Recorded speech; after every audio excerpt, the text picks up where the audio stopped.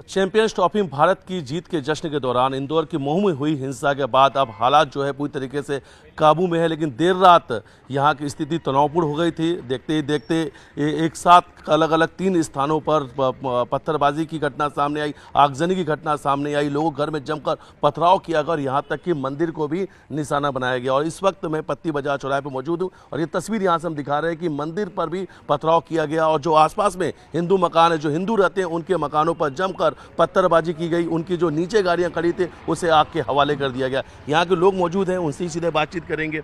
आपके भी घर में जमकर पत्थरबाजी की गई? जी हाँ, मेरे घर पे जैसे ही जुलूस ख़त्म हुआ वैसे ही 500-700 की भीड़ इकट्ठी हुई।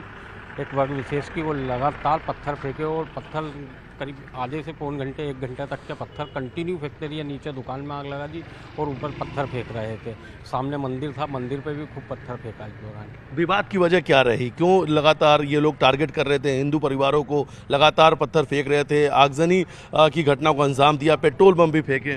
विवाद की तो कोई वजह नहीं थी, बस हो सकता है इनको इंडिया भारतीय जीत हजम नहीं हुई, तकलीफ हो उसका। क्या कुछ नारेबाजी भी लगाई? बिल्कुल देश विरोधी नारेबाजी की गई, नारे तकबीर, अल्लाह अकबर, कई विवादित नारे भी लगाए इस दौरान और कंटिन्यू नारे लगाते हुए पत्थर फेंक रहे थे। लगभग कितने घंटे तक उपद्रवियों ने उपद्रव मचाया?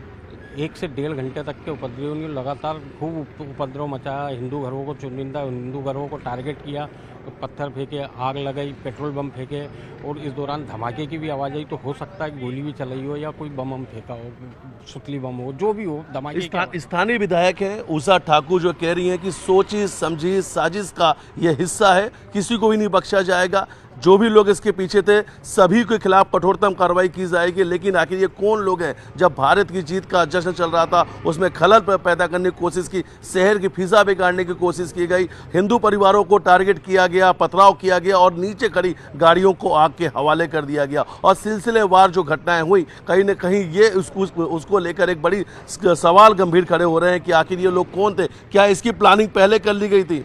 देखिए, इस वक्त मैं पत्ती बाजार चौराहे पे भी मौजूद हूँ और ठीक मेरे पीछे आपको एक पुलिस फोर्स भी नज़र आएगा और ये वही इलाका, ये वही जगह है जहाँ पर सबसे ज़्यादा उपद्रव मचा। दूसरी तरफ भी मैं एक तस्वीर आपको और दिखा देता हूँ कि अपने फोर्स के साथ में यहाँ की जो एसपी हैं हितिका वासल, वो तस्वीरों में नज़र आएंगी। वो भी लगातार यहाँ पर गश्त कर रही हैं, पेट्रोलिंग कर रही हैं।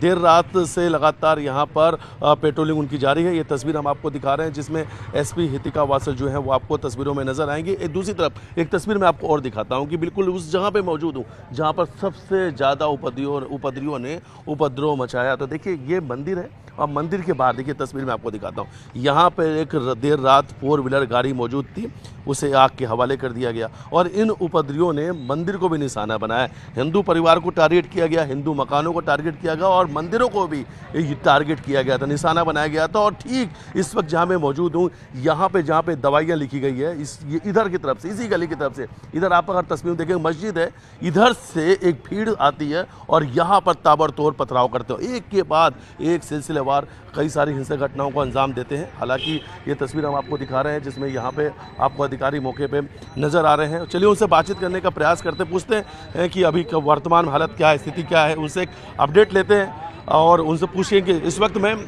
क्या अपडेट है मैम इस वक्त?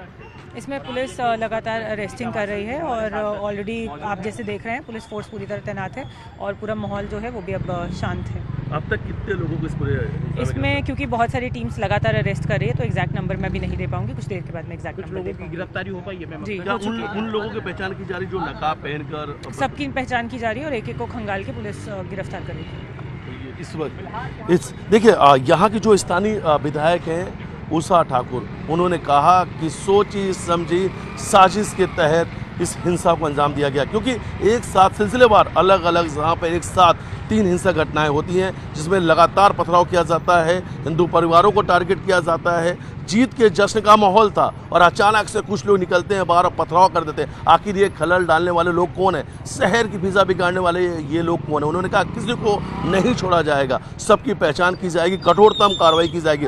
इंटेल का बिल्कुल तरीके से माना जा सकता है कि फेलियर है, क्योंकि जिस तरीके से जीत के जश्न का माहौल था और अचानक से ही 10 से 15 मिनट में बड़ी संख्या में लोग बाहर आते हैं और सबके हाथों में पत्थर था। इतनी बड़ी संख्या में आखिर पत्थर कहाँ से आए? पेट्रोल बम अचानक से कहाँ से आ जाते हैं? पेट्रोल बम से लोगों के घरों पे हमला शुरू हो जाता है, गाड़ियों में आग लगाई जाती है और ये बड़ी संख्या में जो लोग आते हैं इन्होंने प्लानिंग पहले ही कर रखी थी। और जिसकी बात कही खुद यहाँ की जो विधायक हैं उषा ठाकुर, उन्होंने कहा कि तैयारियां पूरी थी, तैयारियां पहले से थी, लेकिन अब जो कुछ हुआ, जो भी लोग सामने आए, सबके खिलाफ कठोरतम कार्रवाई की जाएगी। तस्वीर हम आपको दिखा रहे हैं कि देखिए जीत के जश्न का माहौल था, लेकिन आपको टूटी फूटी गाड़ियां आपको नजर आएंगी, जली हुई गाड़ियां आपको नजर आएंगी। देखिए घर के बाहर जो गाड़ियां थी वो पूरी तरीके से टूट चुकी हैं, जमकर पथराव किया गया। इसके आसपास जो मकान है जहाँ पे हिंदू परिवार रहते हैं उनके घरों में भी जमकर पथराव किया गया। परिवार के लोग दहशत में है। कुछ देर पहले हमने उन परिवार के लोगों से बातचीत की, उन्होंने कहा कि वो ये कह रहे थे कि अब भगवान का राम का नाम लो, अब राम का नाम नहीं लोगे क्या, यहाँ कोई हमें नहीं रोक सकेगा। इस तरीके की नारेबाजी की गई यहाँ पर जो लोग यहाँ पर आए थे। और मंदिर को भी निशाना बनाया गया, मंदिर को टारगेट किया गया, मंदिर के ऊपर पथराव किया गया। तो ये सबसे बड़ी बात है कि आखिर इस सब के पीछे, शहर की दिशा बिगाड़ने के पीछे आखिर ये लोग कौन है, इनकी ये क्या मंशा थी,